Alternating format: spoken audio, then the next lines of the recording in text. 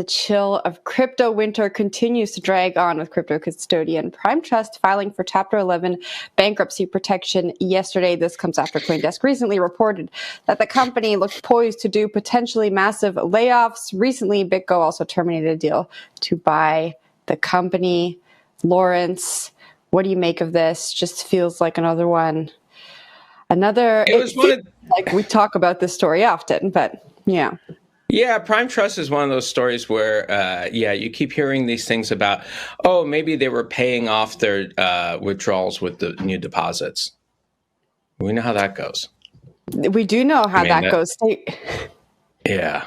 And that they had difficulty. Of course, they had difficulty accessing some old wallets. That makes it hard to get your money out. Allegedly, and questions about what they had what their wallets were actually invested in, things like that. So overall, this is a ugly case. It's probably going to be very messy. It's going to be some time.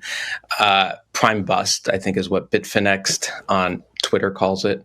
And I think that name's going to stick. The company is now neither Prime nor Trust. Nor can you trust. It feels allegedly. Like each story about Prime Trust was a step closer and closer, maybe, to the news of today. We heard state regulators were trying to shut them down. Then a subsidiary filed for bankruptcy. We'll have to wait and see. More and more negative. There's a lot of negative headlines coming out of crypto. And again, as I've mentioned before, long-term adoption depends on people having trust. And until the scammers are shook out on some level, this unfortunately has a long-term detrimental effect on whether or not the average person decides to use crypto in their day-to-day lives.